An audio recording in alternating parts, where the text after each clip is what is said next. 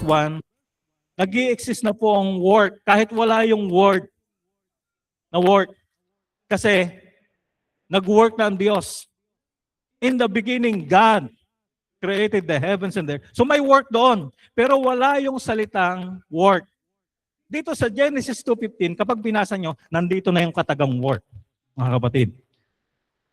Ang ibig sabihin dyan ng work, sa Genesis 2:15, na sinabi ng Panginoon, the Lord took the man and put him in the Garden of Eden to work it and keep it. Yung work doon ay taken from the salitang Hebreo na abad. Abad. Kaya pag ang apelyido mo ay, may kilala ba kayong ang apelyido ay abad? Maganda yan. Ang ibig sabihin niyan ay the idea of blessed labor. Pinagpalang labor. Ano? Ang ibig sabihin niyan, to serve. Ang ibig sabihin ng work diyan, mula sa Hebrew word ay worship. And then, ang ibig sabihin ng work diyan ay becoming a person God wants you to be. God wants man to be. Yun po. So yun ang kabuuan. Kung anong nilalayo ng Diyos sa tao, yun yun. Kaya may work. Mahalaga ang work. Hindi mo pwedeng ihiwalay ang work sa tao. Bahagi yan ng pagkalalang ng tao, ng Diyos sa tao. Work. Especially po, mga lalaki. Kaya ang lalaki, yan nag-aaburido yan. Makakita kayo ng mga lalaki na nawalan ng trabaho, aburido yan. Magbibisyo ang iba. Lalo yung may trabaho, tapos nawalan ng trabaho, aburido yan. Maaaburido ang lalaki. Especially ang lalaki. Kapag nawalan ng trabaho. Kasi kaming mga lalaki, ayaw namin na kami parang yung walang capacity. Parang walang kakayanan. Ayaw namin na yung kami ay kinaawaan. May mga lalaki ba dito? May kasama ba ako dito? Ganun ba kayo? Kaya pag ang lalaki na wala ng ginagawa ng work, not exactly job, because ang work malawak yan. Yung ang lalaki nakatambay lang, magbibisyo yan. Maghanap yan ng ibang gagawin. Mga kapatid, kaya kailangan may work. Tingnan mo yung katabi mo kapag lalaki ba yan? May work ba yan? May ginagawa ba sa buhay yan? Umagapon niya nakatambay. Binibilang yung mga dumadang tricycle. Binibilang yung mga lumilipad na maya. Pag gano'n ang ginagawa ng lalaki, burido yan. Hindi yun ang design sa kanya. Hindi. So kaakibat ang work, kaya yung unang tao nilagay sa Garden of Eden to work it and keep it. Bahagi yun. Ngunit may nangyari po, Genesis chapter 3. Kaya nagiba po yung pakahulugan about work. Kaya ang dating ng work ngayon parang punishment, parang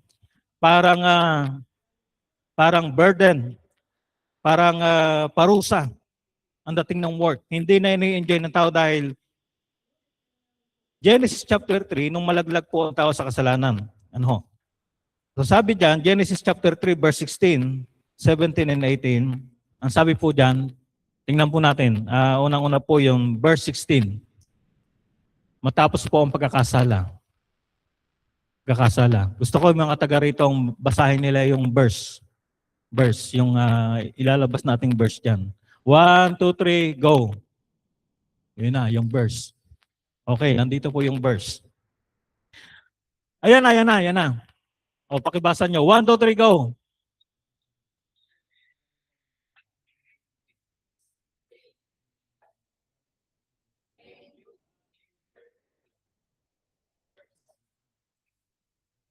Sunod, dito naman. Sunod verse, sunod na talata. 17. Go.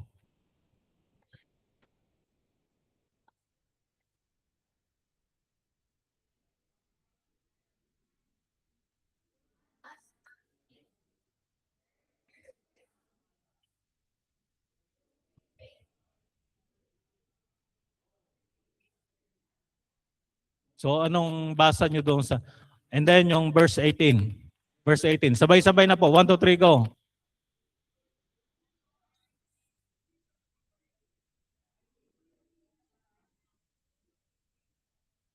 Yan po nangyayari. Without the redemption, without Jesus Christ died on the cross, yun po yun. Sumpa.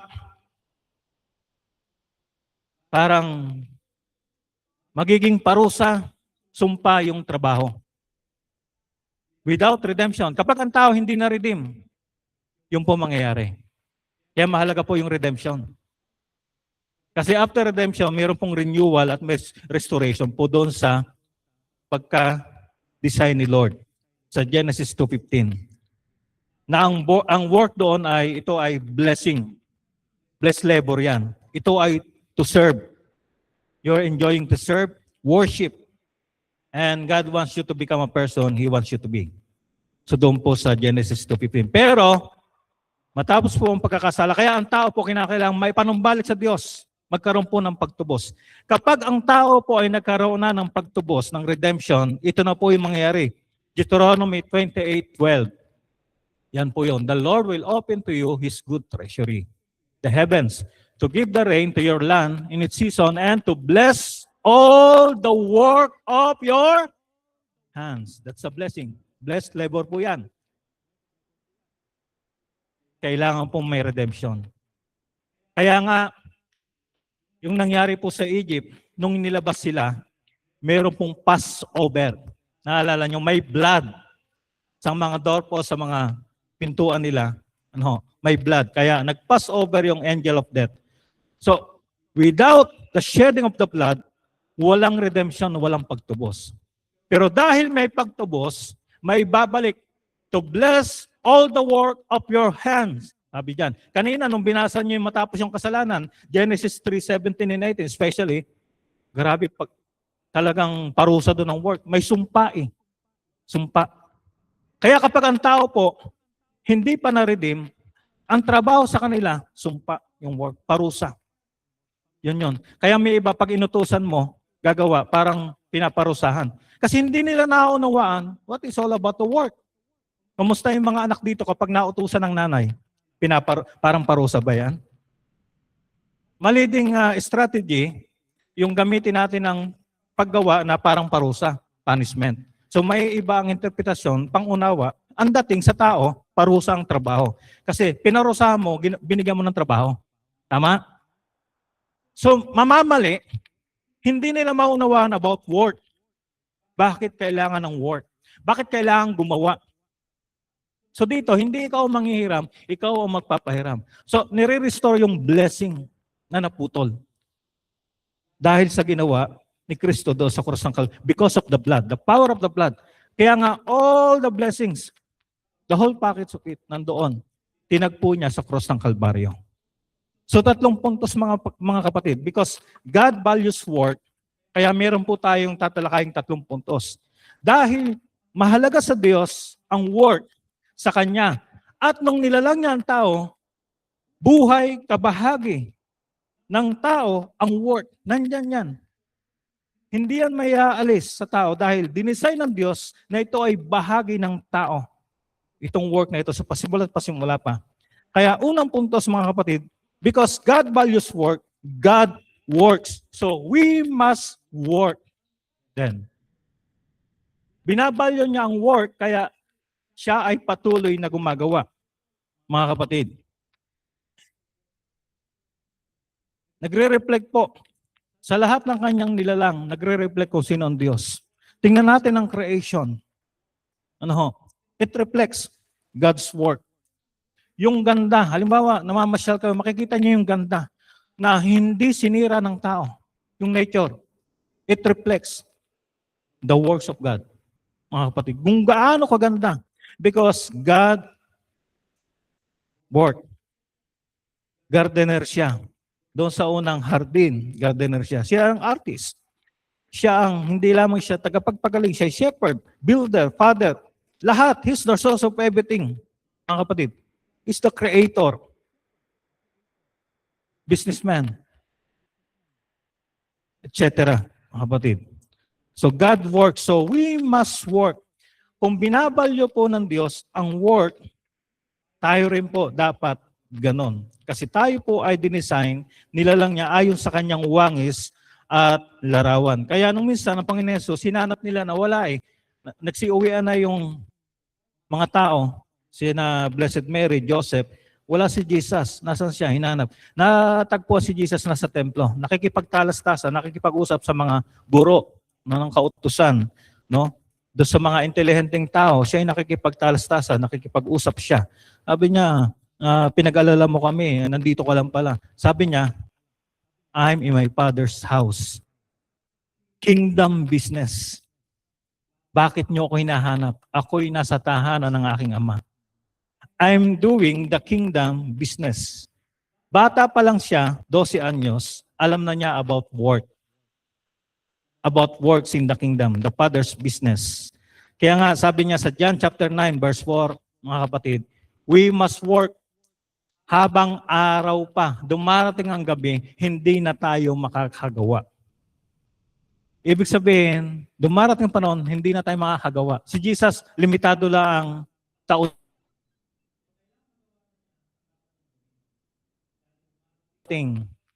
Ang katapusan,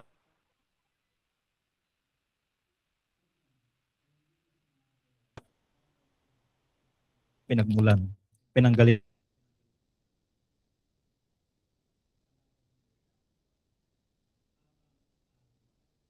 Walang sasayanging oras because God is at work. Psalm 90 verse 16 to 17.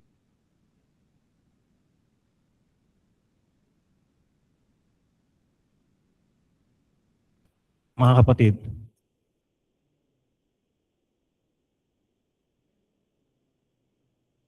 in-establish, yes,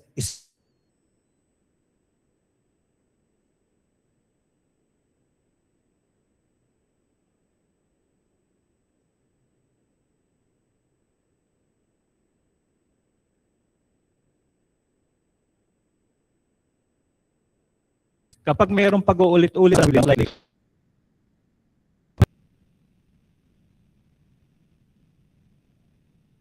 God will bless our work, i-establish niya the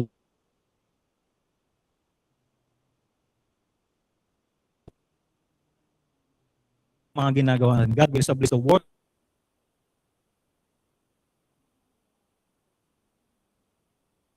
Hindi ito parusa. Hindi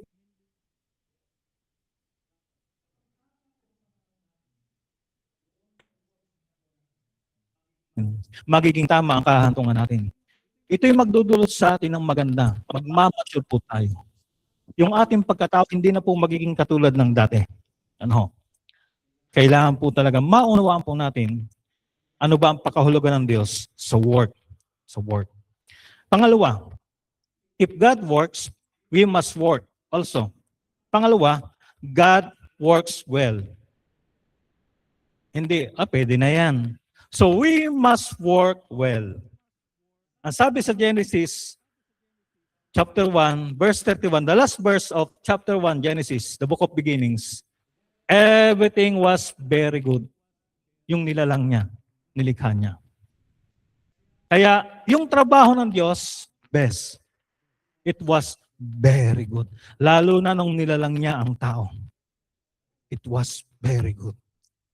So kung ang work ng Diyos ay ganon, kailangan sa ating paggawa, mga kapatid, saan man tayo gumagawa? Loob ng bahay, sa pinagtatrabaho mo, sa opisina, sa company, sa school, wherever you go, in the community, do your best. Paggawa natin dito, iba't ibang ministry, saan man yung ginagalawa natin. Because we know the value of work at yung paggawa natin, hindi natin ginagawa sa tao, ito ay gagalingan natin. We will do our best, mga kapatid, because God works well, mga kapatid. Psalm 19 verse 1. The heavens declare the glory of God. Wow. In the sky above proclaims the work of His hands. Wow. Grabe mga kapatid. Iba pala yon. Pag nahiga ka pag gabi, pag magandang panahon, walang ulan, titingnan mo ang kalawakan, mga bituin. Iba pala pag nakita mo ang kalawakan. The work of His hands. Wow. Walang makakagaya. Kasi ginawa ng Diyos ang best niya.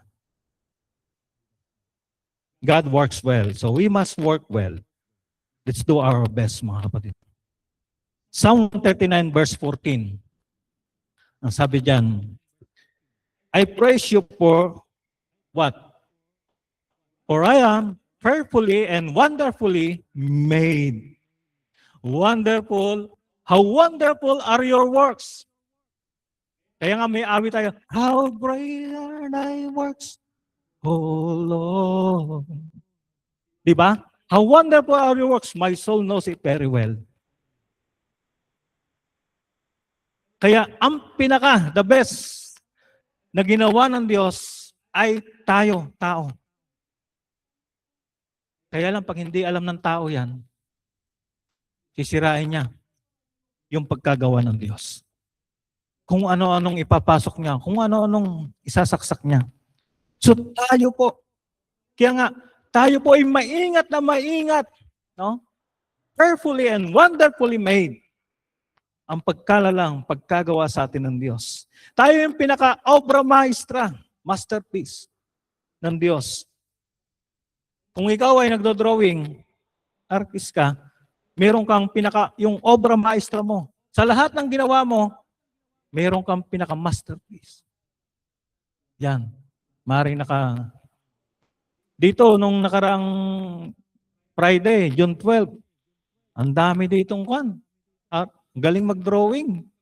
Kahit pa ang ginamit. Hallelujah. Hallelujah. Nasaan na kaya yun? Display natin doon sa hallway. Oh. Sayang, no, nasira, napunit na yung iba. Yes. Paa pa lang ginamit, ha? Tingnan ko, pag sa kamay, may giftings, mayroon silang ganon. Ako, kahit sa kamay ang gamitin ko, hindi ko kaya yun eh. Mahina ako dyan eh.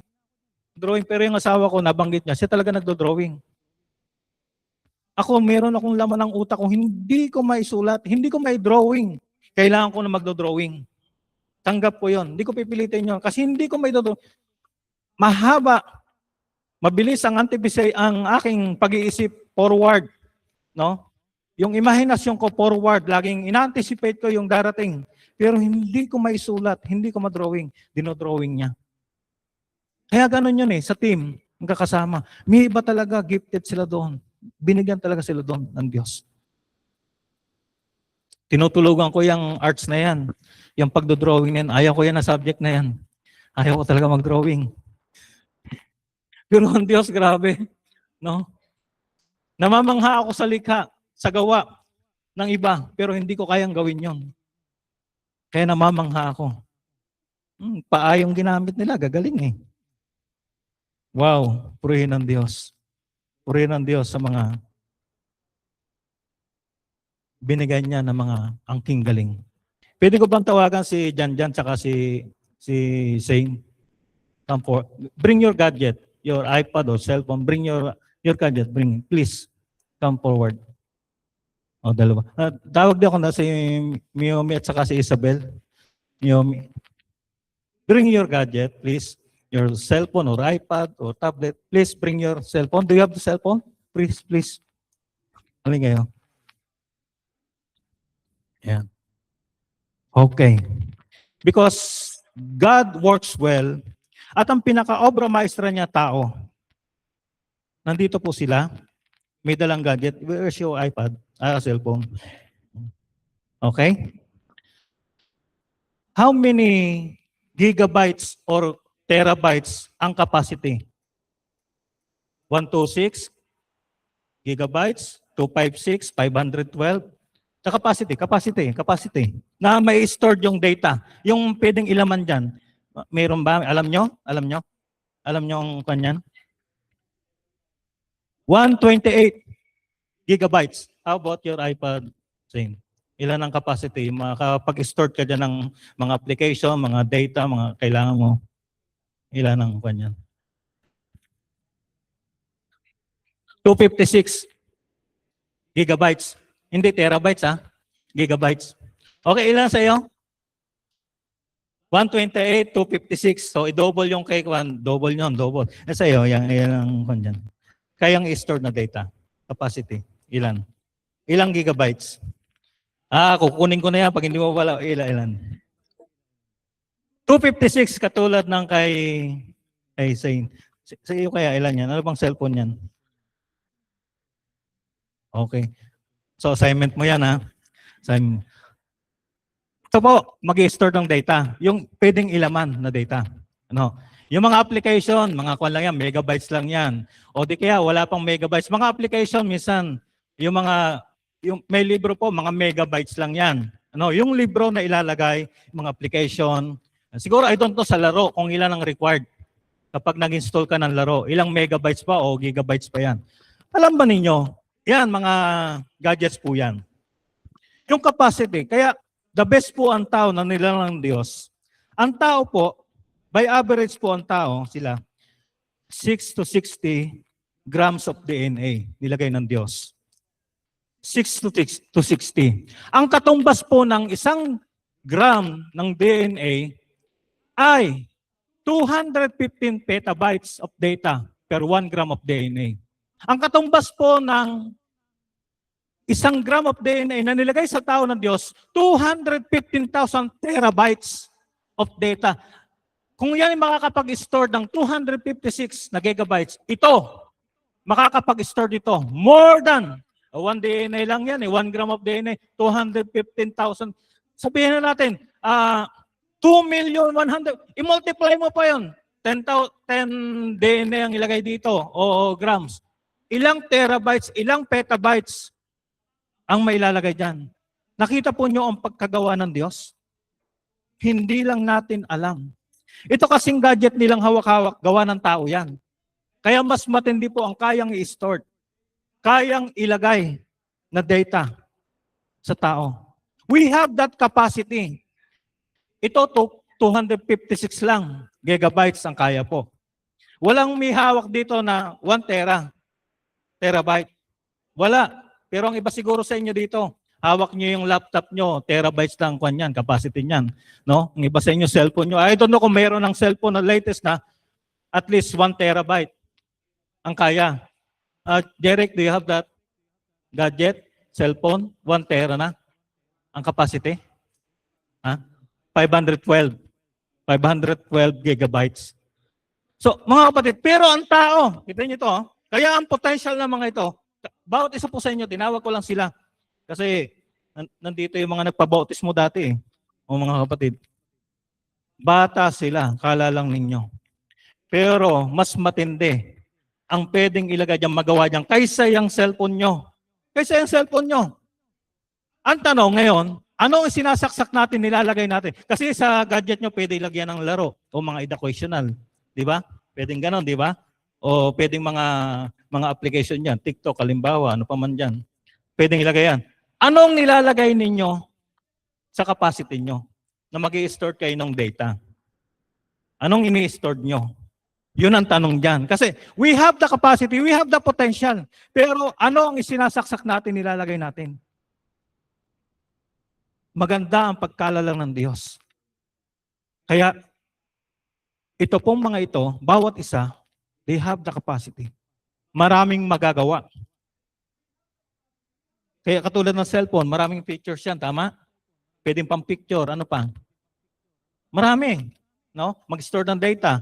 Pwede kang maglagay ng libro dyan, babasahin mo yan. Maraming magagawa yan. Maraming nagagawa yung gadget nyo. Mas lalo to, mga kapatid. Mas lalo to. Kapag ito, na-discover nila ang potential nila. At na-unleash, nailabas nila ang mga potential nila. Matindi yan. Hallelujah. Maraming magagawa yan. Hindi lang sila magsasayaw. No? Hindi lang ito mga kapatid. Pwede pa yung kumanta, magturo. Pwede pa yung magugas ng plato, magwalis. Maraming magagawa. Marami. Tapos pwede pa yung sila mag-drawing. Drawing. Yes. Pwede pa ito magkaroon ng idea, magbibuild to ng structure. Idea kasi, nagbibuild. No? Makakapag-form. Marami silang magagawa. Kailangan lang mailabas. Yun ang tutukan. Hindi yung... Kaya dapat, ano yung ini-store nyo dyan? Ano yung ini-store nyo sa sarili nyo? Dapat hindi yung mga bagay na pipigil. Parang tatakpan niya yung potential na nandyan. Dapat hindi ganun. Kasi you have the potential. O, yun ang assignment mo. Alamin mo kung ilang capacity niyan. Mayroon ilan lang. 128 gigabytes. Yun. Yan. Hallelujah. Ngayon, mga kapatid, minsan bumibili tayo ng gadget. Hindi natin, ilang capacity nito? Ilang ba ang RAM nito, ROM nito? Ilang ba yan? Ay dapat, alam niyo yung capacity noon. Tapos, ang pinakamahalaga, alamin mo ang kapasidad mo, ang potential na nilagay ni Lord sa iyo. Ayan, hindi lang isa magagawa mo.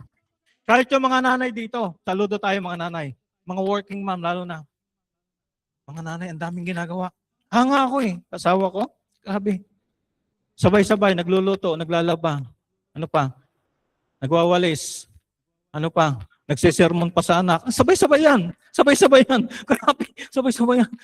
Sabi ko, hindi ko kaya yun Mga working mom, halimbawa, mga working mom, may trabaho sa bahay, pumapasok pa yan, nagtuturo yan, pumapasok ng opisina yan, may anak pa yan, naalagaan, paliliguan, ihahanda ang baon. Ang daming iniukutan, no? Nagbi-business pa yan. Ang dami. Grabe. Nagagawa nila yun? Yes. At mas higit pa pwede. Kasi yung capacity nilagay ni Lord. Grabe. Hallelujah. Sabi nyo, nagkakaedad na kayo. Hindi. May kaya pa rin gawin. The more. Kasi nagmamature tayo. So, thank you sa inyo. Thank you sa inyo. Next time, kukumustahin ko kayo sa inyong dream. Nasa na tayo? Yan, di ba? Yan. Okay, yan. Okay, sige. Upo na kayo. Tulungan natin sila. Tulungan natin yung mga next generation na magamit ang kanilang potential galing kung saan ito tinalaga ng Diyos. Magamit sila. Ang sabi sa Ecclesiastes chapter 9 verse 10, ang sabi dito, ito po, kasi ginawa po ng Diyos ang best niya. It was very good. Kaya sabi dito, whatever your hand finds to do it with all of your. Huwag yung, pwede na yan. Yung pan ka parang wala kang lakas ginagawa mo. Hindi mo tinutodo ang iyong lakas. Ang galing mo. Dapat itodo mo. Kahit anong ginagawa. Simple yung ginagawa mo. Magpunas. Gawin mo yung the best. Dapat walang makikitang mga marka. With all of your might. Lahat ng galing mo, gawin mo. Alam nyo, pag ito ginawa natin, maraming hahanga. Opo. Maraming hahanga. Kapag may ginawa ka, kahit simple yan, do your best with all of your might. For in the realm of the dead, where you are going, there's neither work, nor planning, nor knowledge, nor wisdom. Wala na, darating ang panahon, mawala tayo sa lupang ito. Iba ng level yon. So ngayon may pagkakataon pa tayo. Nandito pa tayo. With all of our might, gawin po natin. Kung ano po, i-enjoy po natin ginagawa natin. Katulad po sa sabi ng Colossians 3:23 hanggang 24. Colossians 3:23 hanggang 24. Whatever you do, work at it with all your heart. Yan. Kaya hard working. Bukod sa tayo hard worker, tayo po ay heart worker. With all of your heart. Sabi niyan, as working for the Lord. Hindi doon sa employer mo, hindi doon sa sino man tao. Working for the Lord, not for human masters. Ginagawa. Kaya, you do your best. Kasi ginagawa mo ito sa Panginoon. Working for the Lord. Saan ka man naroon? Ano man ang ginagawa mo? Ang lahat ng ginagawa mo ito, kung ito may sa bahay, o saan ka man kumikilos, ito ay ginagawa mo hindi para sa magulang mo. Ito ay ginagawa mo para sa Panginoon. Ay si Lord, mataas ang standard. Baka sa tingin ng tatay mo, nanay mo, malinis na yan. Pero kay Lord kaya galingan pa natin. Let's do our best, mga kapatid. Anumang trabaho, anumang profession, let's do our best, mga kapatid. Kung saan tayo nilagay ng Panginoon, ito ay ginagawa natin para sa Kanya. Dahil alam natin that we will receive an inheritance from the Lord as a reward. It is the Lord Christ you are serving. Sa Kanya tayo naglilingkod. May promise doon, inheritance. Wow, hallelujah. Baka yung mga magulang natin, walang may pamamano sa atin, pero si Lord meron. Wow, grabe. Kasi nga, ang ginagawa natin ay hindi natin lang ginagawa sa tao. Yes. Ang ginagawa mo sa iyong pinagtatrabuhan, hindi lamang para sa iyong employer, sino mang supervisor, manager, o boss mo. Hindi lang doon. Ito ay kay Lord. Hindi ka man i-promote ng iyong superior, ng iyong employer. Promotion, bibigyan ka ni Lord. Pinag-iigi mo, pinagbubuti mo, pero parang hindi nakikita. Dahil ang ginagawa mo hindi para sa tao, ito ay para sa Diyos. Hindi nila na-appreciate. Hindi ka nare-recognize sa ginagawa mong maganda. Ginagawa mong mainam, mabuti. No? You do your best, but bakit parang hindi napapansin? Remember, ang ginagawa mo ay sa Panginoon. Kung hindi ka man nila mapansin, ma-promote, hindi mawawala ang reward. You will receive an inheritance from the Lord. Hallelujah. Yun ang maganda. Yung mga tao na gumagawa, hindi nila alam to. Wala. Madidismaya sila sa pagtatrabaho nila. Bakit? Wala, hindi naman napansin yung... Wala, hindi nadagdagan yung incentives ko, allowance ko. Pinagbuti ko naman yung ginawa ko. Kasi sa tao lang yon. Hindi nila alam to. Eh tayo kay Lord tayo.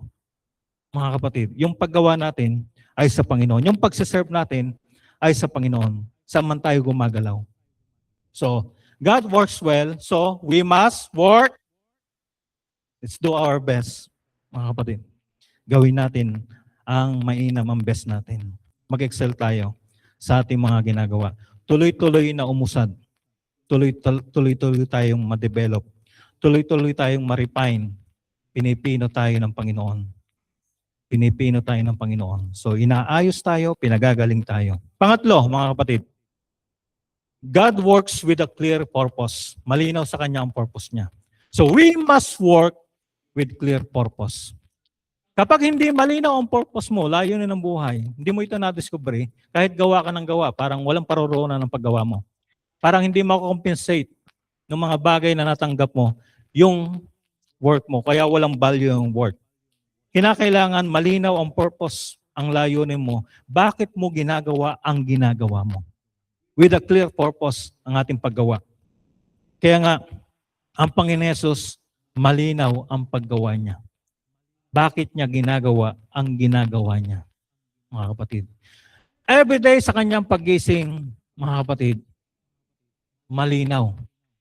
Malinaw. Bawat hakbang bawat gawa niya, malinaw. Meaningful. Ito ang nagbibigay sa kanya ng significant. Bakit siya nag-i-exist? Dahil malinaw ang purpose, layunin, kung bakit niya ginagawa ang ginagawa niya. Pag hindi malinaw ang purpose sa ginagawa natin, mapapagod tayo, mananawa tayo. Manghihina tayo, hihinto tayo. Kailangan malinaw ang purpose ng layunin. Ito ay may access konektado doon sa source. Sa source, mga kapatid. Kaya hindi ka may igahan, may huhugutin ka. Kahit nahihirapan ka sa pag-work, pero dahil malinaw ang purpose, hindi ka may igahan, hindi ka mapapahinto. Ganon ang ginawa ng Panginoon Hesus. Kaya ano man ang gagawin niya natin, mga kapatid, 1 Corinthians 10:31, do it all for the glory of God. Ano man ang ating gagawin? Gawin natin ayon sa kalawalhatian ng Panginoon. Ang sabi ni Jesus, alam ko kung saan ako nanggaling. Nung tinatanong siya sa John chapter 8 ng mga Pariseo, at nire-reject ang kiniklaim niya na siya ay before Abraham, ako'y nandoon na, I am. Dahil sabi ng mga Pariseo, wala ka pang 50, sasabihin mo, bago si Abraham, nandoon ka na. Ang sabi niya, hindi niyo alam kung saan ako nanggaling, pero ako malinaw sa akin kung saan ako nanggaling at saan ako paroroon. Malinaw ang kanyang origin, malinaw ang kanyang destination. Malinaw ang kanyang purpose. Bakit siya naparito? Naparito siya para hanapin at iligtas ang mga nawawala. Pagalingin ang mga may sakit, ang mga nawalay. Naparito siya, sabi niya, upang dulutan tayo, bigyan tayo ng buhay, buhay na abundansya, masagana. John 10:10. Malinaw ang kanyang purpose. Malinaw ang layunin. Malinaw ang kanyang misyon. Malinaw. Natupad niya ang kanyang misyon. At ito naman ay ipinapasa. Nais niya na ipagpatuloy natin. Kaya tayo nandito, dapat maging malinaw to. Humihinto ang iba, sumusuko ang iba dahil along the way, lumalabo. Kaya, again and again, we need to clarify the vision. Kailangan maging clear ang purpose, tuloy-tuloy, mga kapatid. Kasi sa mga pangyayari sa lupa, sa mundong ito, lumalabo. May mga panahon, clear as crystal ang dagat. Malinaw ang tubig. Pero dumating ang panahon, lumalabo. Hindi mo makita ang ilalim. No? May mga bagay na nagko-contribute para lumabo ito. So sa atin, habang tayo nagpapatuloy, may mga bagay sa mundong ito na nagpapalabo ng purpose ng Diyos sa ating buhay, ng vision niya, ng kanyang dream sa ating buhay. So mulit-muli, kinakailangang mag-clarify, magkaroon ng clarity yung kanyang purpose, yung vision sa ating buhay, mga kapatid. Dahil mahirap gumalaw, mahirap gumawa na malabo. Mahirap sumisid sa tubig na malabo. Hindi mo alam kung anong nasa ilalim. Hindi ka mag-i-enjoy dahil malabo. Hindi mo makita sa ilalim. Pero pag malinaw, no doubt, kita mo eh. Malinaw ang iyong paroroonan. Bakit mo gagawin yan? Bakit mo ginagawa ang ginagawa mo? Kasi malinaw ang iyong destiny. Malinaw, mga kapatid. So hindi tayo nagsasayang ng oras, bagkos itong mga oras na ginagamit natin, ito ay nagko-contribute upang marating natin ang ating destinasyon dahil malinaw sa atin. So tinutulungan tayo ng banal na Espiritu sa liwanag ng salita ng Diyos upang patuloy na luminaw ng luminaw ang ating destiny. Upang patuloy na luminaw ng luminaw yung layunin ng Diyos sa ating buhay. Na mangyari sa atin yung greatest commandment that we will love God, Matthew 22 verse 37 hanggang 39, with all of our heart, with all of our mind, with all our strength. Lahat-lahat ng nasa atin, we will love God. And we will love others, people, our neighbors, as we love ourselves. The greatest commandment. And then yung kanyang Great Commission, yung kanyang tagubilin. Hindi yung burden. Tingnan nyo to ha. Kapag yung paggawa sa kaharian, kahit saan paggawa kahit saan ka gumawa parang burden, pabigat, pahirap, yun po. Kasi hindi po naunawaan ang value ng work. Mga kapatid. Huwag po nyo sabihin na yung ginagawa nyo, halimbawa, involved kayo sa ministry sa church, saka yung ginagawa nyo sa inyong pinagtatrabahuhan, sa school, sa community, sa bahay, huwag yung pagsabihin na mas angat yung ginagawa nyo dito. Hindi po. Lahat ng work, iisa ang paningin ng Diyos. Binabalyo niya. Kasi marami po ganito, masyadong religious naman ang dating. Sipag-sipag sa ministry, pagdating sa bahay, saksakan ng tamad. Hindi nga nagluluto walang makakain ng asawa No, we don't understand. Hindi natin naunawaan ang work. Kasi hinawalay natin It covers all. Ang kingdom kasi, it covers all. Family, community, no? Saan ka institution ba yan o mga company yan? Saan ka naroon? Kapag gumawa ka dyan, do your best. Dito masipag ka magwalis. Pagdating sa bahay, hindi ka man nagwawalis. Dito nagpupunas ka ng table. Pagdating sa bahay, hindi ka mapagpunas ng table May mga ganyan po May problema tayo dyan. Sumipag dito, pero pag uwi sa bahay, ano nangyari? Dito nagbabasa ng Bible, ganyan, nagpe-pray, nagpupuri. Pagdating sa bahay, hindi na nagbabasa ng Bible, hindi na nagpupuri. So hindi natin naging lifestyle. Lahat ng ginagawa natin, saan man yan, mga kapatid, binabalyo ni Lord yan. Sa pinagtatrabahuhan mo, kapag ginagawa mo ang best mo. Pag lagi kang late doon, sabihin mo, maaga naman ako sa church. Hindi pwede yan. Kung anong na-mismanage natin, we lose it. Mismanage mo yung work mo, yung trabaho mo, yung time mo, mawawala yan sa iyo. Kapag minimismanage natin yung relationship, hindi natin pinapahalagan, mawawala yan.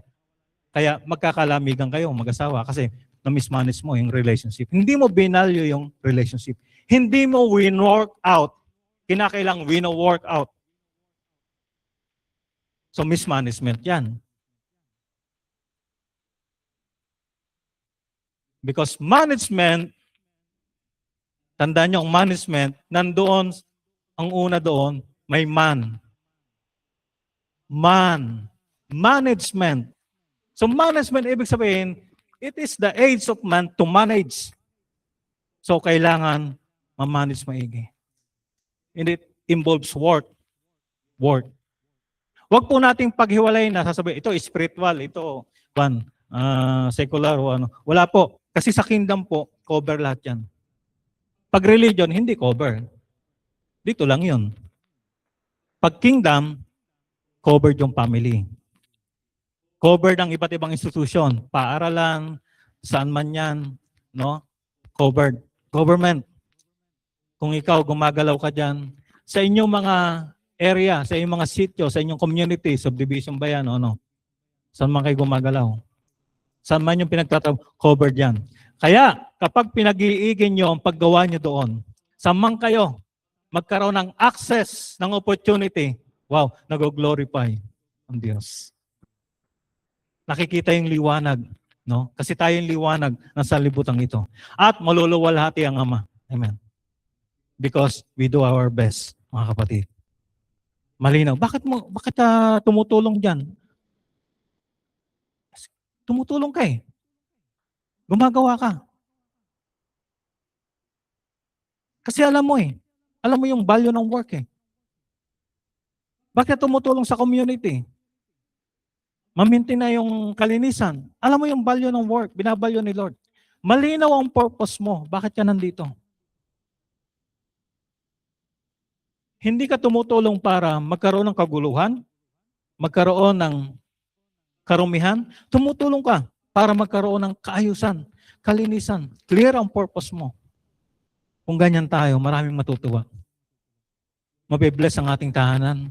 Mabibless ang ating community. Yung place of work natin, mabibless. Kaya binibless ni Lord yung sambahayan ni Potiphar. Nandun si Joseph. Joseph knows the value of work. He knows it. Daniel, Nehemiah, nalagay sila sa ibang bansa. Ang kanilang mga amo, mga boss nila ay mga iba ang dinidiyos. Iba talagang dinidiyos. Pero, they know the value of work. Kilala nila ang Diyos nila. Kaya nandun man sila, ginalingan nila. Mga kapatid, tama yung puso nila. Kaya naman, biniles ng Panginoon. Kahit yung sambahayan, na iba ang pananampalataya, iba ang pinaniniwalaan Diyos. Because work, is a blessing. Blessed labor yan. Pag nag-work tayo, yan ang ating opportunity to serve. Amen. Yan ang ating worship kay Lord. Nag-worship tayo. Kasi part ng buhay natin yan. Pag religion, ang worship dito lang. Kanina lang, yun lang ang worship natin. Religion yun. Religious lang tayo noon. Tapos ng worship. Oh. Natatapos yung worship. Pero ang worship, dapat, it's our lifestyle. Walang tapos ang worship kasi tuloy-tuloy po tayo. Kaya ang Panginoon sabi niya, John 5:17, ang Ama ay tuloy-tuloy na gumagawa. Until now. Hindi yung sinabi, nagpahinga na sa creation. Hindi. Tuloy-tuloy na. He is at work. Tuloy-tuloy na gumagawa. Hindi tayo iniiwan. Yes. Because our God, Santissimo Trinidad, God the Father, God the Son, God the Holy Spirit. Sino sa Santissimo Trinidad ang kasama natin palagi habang tayo gumagawa? Sino yung pinadala matapos umakyat ang Panginoon Yesus? O, ibig sabihin, God is at work because one God in three divine person. If the Holy Spirit is at work, God is at work. Tuloy-tuloy na gumagawa ang Diyos. Hindi tayo iniwan mag-isa, mga kapatid. So tuloy-tuloy siyang gumagawa ang ating Diyos. Hindi siya nagpapahinga. Hindi siya nagpahinga. Oo. Kasi God is Spirit eh. Kailan ba magpahinga ng Diyos? Hindi. Tayo, nagpapahinga tayo. Ang katawan lupa natin. Pero tuloy-tuloy na gumagana ang ating kaisipan. Naghahabi tayo ng pangarap, ng mga ideas habang tayo ay natutulog. Ang iba nga, mayroong pangkwan eh. Nagkakaroon ng dream. No? Umahabi tayo. No? Habang tayo ay nagpapahinga, nagpaplano tayo. Gumagana ang ating diwa. Ang ating isipan, bago tayo matulog, gumagana. Yung diwa natin, yung diwa, habang natutulog ka, gumagana. It's working. Gumagana, mga kapatid. Because we have body, soul, and spirit. Kaya magamit lahat yan para magawa yung pinagagawa ng Panginoon. So God values work. In His working, is not yung huminto na sa paggawa. Hindi siya humihinto sa paggawa. He works well. Kaya tayo po, sa ating ginagawa, gawin po natin ang mas mainam. Let's do our best. Gumawa po tayo ng malinaw po yung purpose. Kailangan naka-align po sa purpose. Kapag may ginagawa po tayo na hindi naka-align, tanggalin po natin kasi mauubos ang lakas natin doon. Baka naman hindi yan naka-align doon sa layunin ng Diyos. Pag may mga kumakain sa ating oras, sa ating lakas, na mga activities na hindi naman naka-align, hindi para sa ating ikaiigi, kabubuti, hindi sa ating ikamamature bilang tao, santabi po natin. And then, focus po tayo. Ano ba yung mga naka-align na mga activities, mga gawain pang araw-araw, pang lingguhan, doon sa layunin ng Diyos. Kaya nga tinanong ko yung 4 na kabataan dito, no? Kung ano yung ini-store nila nilalagay nila sa gadget nila. Yung ba'y naka-align. Makakapag-contribute pa yun. Halimbawa, yung isa dito may dream na maging magaling na architect, engineer. Yung bang ini-store niya na data doon sa kanyang guide, yung ba ay maglilid sa kanya, makaka-contribute para matupad yung kanyang dinidream? Pag hindi, tanggalin niya. Pag hindi yan makaka-contribute, makakatulong sa yung dream, yung inaasam mo, tanggalin mo, dapat tanggalin mo yan dyan. Yan, install mo yan, tanggalin mo, dapat hindi yan ang ini-store dyan, nilalagay dyan. Kasi hindi naman siya makakatulong eh. Kailangan naka-align doon sa purpose. Last Friday, pinasulat ko kayo ng inyong goals and dream. Because ang dream, kailangan maisulat. Ang iba nahirapan talaga, lalo kung first time, mahirap po talaga. Meron tayo dito, pero bakit hindi natin maisulat? Ang sabi ng Diyos kay Habakuk, isulat mo ito. Ang pangit tayo, kinakailangang isulat. Kinakailangang i-break down yan. Magkaroon ng action plan. I-break down yan sa iba't ibang activities. Araw-araw, lingguhan, buwanan. Kailangan ma-break down yan. At tinitingnan natin, nasa na tayo doon sa ating dinidream, sa ating ginugol. Kasi lumilipas ang panahon, may mga ginagawa pala tayo, hindi pala konektado, hindi pala naka-align, walang kinalaman doon sa ating ginugol. Mahalaga po yun. Kailangan isulat. Isulat po yan, mga kapatid. I remember, way back siguro mga 2005, 2006, kaliliitan pa ng mga bata eh. No? Iniwan ko sila, ang pamilya ko, nandun naman ang mga butihing kong biyanan upang makasama nila. Pumunta kami ng Thailand, Chiang Mai, para magkaroon ng seminar, mission. Doon pinasulat kami ng goal, short term saka yung long term. Vision, pinasulat kami. I remember that time, sinulat ko yung darating ang panahon, may target date, mag-o-operate ng UP-79 ng school. That was 2005, 2006. Kung yung iba dito pa yung natin, pinaka-stage, makikita niyo yung tarpaulin sa may bandang drum set. May nakasulat doon, tarpaulin pahaba. By the year, di ba? 2012, na-remember niyo? 2008, pagdating ng 2008, yung seminar na yon, kinandak yun ng Team Mission, Sweden. So, mga iba't ibang representative from different nation pumunta doon. Sa tulong po ng Team Mission, nakapag-operate po tayo dito ng daycare, 2008. 2008, nag-start na po tayo. By 2012, self-operating na po tayo, mga kapatid. So it all start sa dream at kailangan isulat. Kailangan paghandaan. Merong plan of action, may gagawin. Kailangan ng work. Kasi yung dream, pangarap mo, kapag hindi mo nilapatan ng work yan, walang mangyayari. Hindi po. So kaya nga mahalaga po, may sulat po natin. Huwag po kayo mapapagod na taon-taon magsusulat po kayo ng goal nyo for this year. Ang gusto mong mangyari? Buhay mo. Para may nararating po tayo. Oh. Yung mga leaders po dito, key leaders, saka mga coordinators, meron po kaming strategic planning. Doon po, nihayag po nila yon, yung goals for the year, and then yung plan of action, pagsasakatuparan. So, tinitingnan po yun, every now and then, nagkakaroon po ng evaluation doon. Tinitingnan po, minomonitor po yun, mga kapatid. At it takes a lot of work. Hindi po yung kaya lang na luluhod dito, magpe-pray. Mahalaga po mag-pray, mag-fasting, mahalaga po. Pero kung yun lang pong gagawin natin, hindi po lalabas lahat ng ito. Hindi po. Religious lang tayo noon.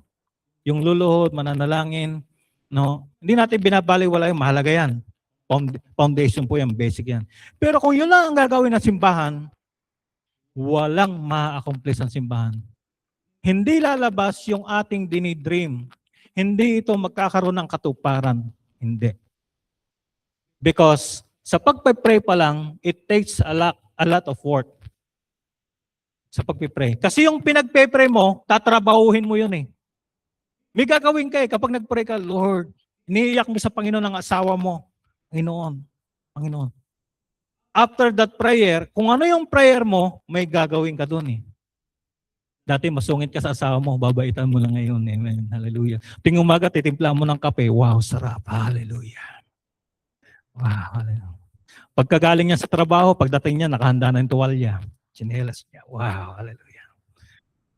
It takes ang alam ko work, hindi yung niluhod mo lang kayo, wala kang ginawa. Ano mangyayari? Tapos, naalala ko yung iba, nilihans pa, paggabi, natutulog na yung asawa, inistorbo mo, nilihan mo, nag-istalita ka ng ibang wika. Wala, nagalit pa asawa mo. Nagalit kasi natutulog, papahinga na. Tapos nauso yan. Kasi galing po ako sa charismatic eh. May mga ganyan kaming kasamahan dati. Kaya yung asawa hindi naligtas eh. Kasi gabi nagpapahinga na, pagod sa trabaho. Tapos nilehans. Tapos nagsalita ng ibang wika, hindi maintindihan. Nagalit yung asawa. Sabi ng asawa, in Jesus' name. Demonyo ka. Demonyo pa siya. Kasi wala sa ganun. Walang magic doon. It takes a lot of work. I-work out talaga yon. Kung gusto nyong maging matibay ang relasyon ng mag-asawa, i-work out ninyo. Made in heaven, but the maintenance, here on earth yan ginagawa. Para maging maayos. I-work out yan. I-work out. Again, sinasabi ko po, hindi natin binabaliwala. Pundasyon po yan eh. Prayer. Kasi yung revelation ng Lord, ano yung dapat mong gawin, binibigyan ka ng wisdom po. Pag nagpe-pray ka, lumalapit ka kay Lord, yun, binibigay niya sa iyo. Kapag nagpapasting ka. And then after that, gawin mo na. Amen. Gawin mo na. Gawin na natin yun. Kung ano yung sinabi ng Panginoon, ito gawin mo sa asawa mo. Yeah. Ito yung strategy. Mga ganito. Ganito ang gawin mo. Tatay mo, nanay mo, ganito ang gawin mo. Yan. Hallelujah. Purihin ang Panginoon. Hallelujah. So bawat sa puso inyo, kahit yung bata na kilik-kilik nyo, kalong-kalong nyo, yan po ay merong capacity. May nilagay si Lord na seed yan. Na ito makakapag-store. Ito ay makapaglalagay ng a lot of data. Maraming capacity yan. Pwedeng lumikha yan. Mga kapatid. Pwede siyang lumikha. Kaya ang tao, hindi pwedeng lumikha na mas labis sa kanya. Ang capacity. Delikado po yun. Kapag lumikha ang tao ng robot, mas matindi pa kaysa kanya.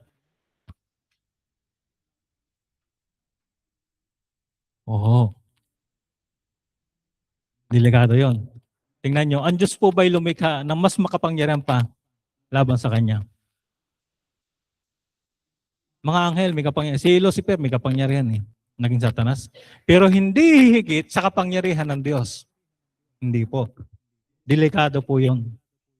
Opo. Kapag lumikha ng mas higit pa sa Kanya. Dahil ang capacity niya nilagay sa iyo, mas higit yan. Kaysa yung makikreate mo, magagawa mo. Kasi ikaw ay nilalang ayon sa wangis at larawan ng Diyos. Ikaw ang obra maestra ng Diyos. So, kumusta po ang inyong mga ginagawa? Yung ginagalawan po ninyo, malinaw po ba yung purpose, layon ninyo? Bakit yung ginagawa yon? Mga nanay, bakit ba kayo nagluluto? Naghahain sa mga anak. O, di ba? Malinaw yan. Kasi pag alam nyo, pag ang nanay pagod na, napakabang panahon na. Di ba? Minsan nakukun tayo nababagot. Bakit ba kayo pinagluluto nyo yung mga anak nyo? Yan. Mga anak, malinaw ba yung mga ginagawa nyo? At yung dapat nyong gawin bilang mga anak. So ito po, pag ito po naging malinaw, alam nyo, magiging maganda maayos. Magiging magandang daloy sa tahanan, sa community, no? Yung pag-work natin. Kasi bawat sa atin, magsasama-sama tayo para makapag-contribute po tayo sa kapayapaan. Ikaw unlad po. Ikasusulong po ng bawat iikutan po natin, inagalawan po natin. At dito po sa church, hindi po tayo mapapagod. Nandun po yung passion natin. Kasi ang source po ng passion na yung pong purpose. Malinaw po. Yung paggawa natin ng ating assignment, ng ating calling, passionate po tayo dahil malinaw po yung purpose. Opo. Pag malinaw ang purpose, hindi po lalabo ang vision, ang pangitain. Kaya this morning, yan po ang challenge po sa bawat isa. Tayo po tumayong lahat. Hallelujah.